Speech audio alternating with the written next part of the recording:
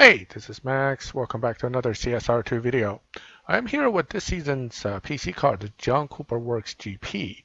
But what I'm going to talk about today isn't about this car so much. It is, again, about the coming supply cups.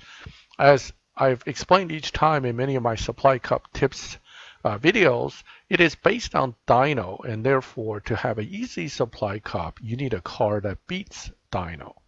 Well, the John Cooper Works is not one of those cars that easily beat dyno. In fact, it is quite obnoxiously hard to drive overall, having some pretty abrupt and sometimes very hard to control shifts, and nitrous timing can be difficult as well.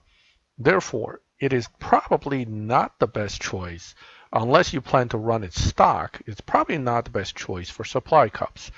That brings me to the good choice for supply cups and the only choice for supply cups that we have in the alternative, and that is a regular Cooper S. You don't actually have to put any fusions into the regular S because you're probably saving it for the John Cooper.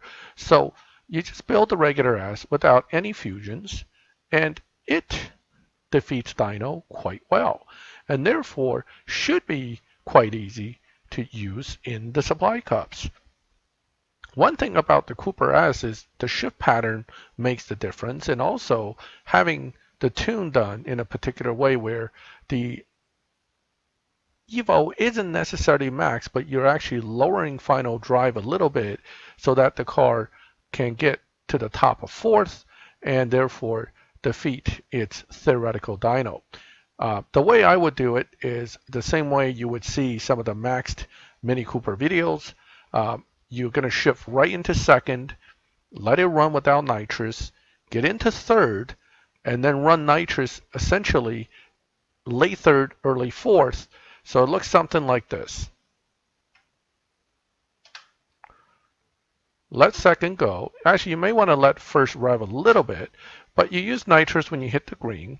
And this way the nitrous stays running for a good part of the run and gets you through the end. What that does is it gives you a much faster run than what dyno says.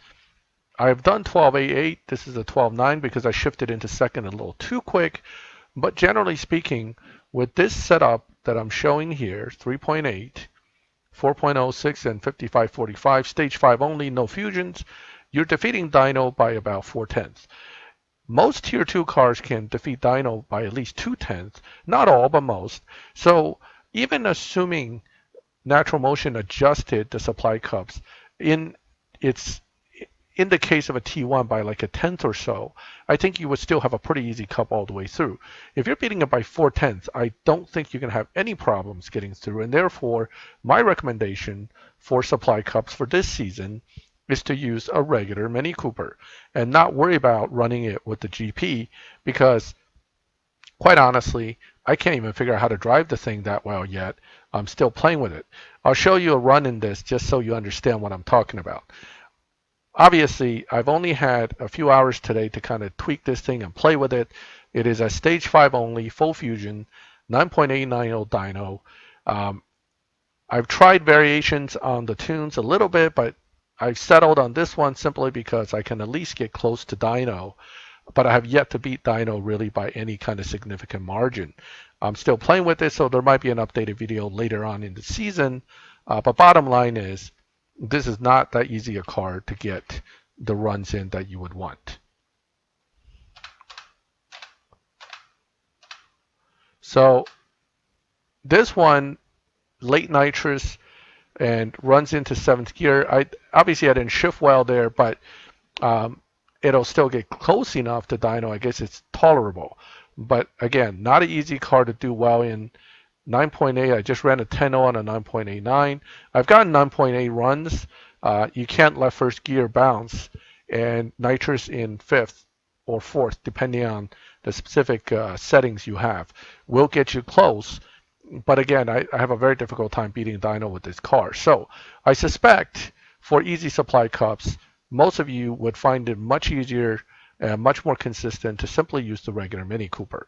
And if you already have it built with fusions or you have it fully maxed, then you shouldn't have any problems beating the supply cup. But in case you have never built a Mini Cooper like I've done in most of my accounts, I literally just built this thing this morning, then here's your chance to build it and use it without fusions so you can save the valuable fusions for this car here. If you have any questions, feel free to ask me in the channel comments. If you have another strategy with the John Cooper that seems to work well, feel free to share it so other people can have an easier time. But good luck this season with the PC Cup as well as the Supply Cups. And let me know if you find anything specific about the car that allows it to beat dyno, because again, I'm always interested in finding out dyno beating setups.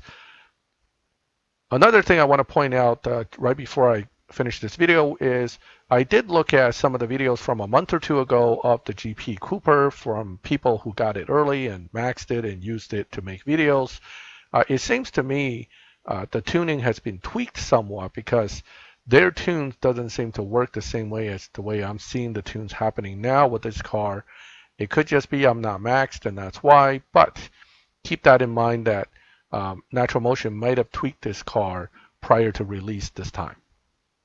If you like this video, please leave a like. If you want notifications when I put up new videos, please subscribe to the channel so you would get those notifications. And as always, thank you for watching my videos. I'll catch you next time.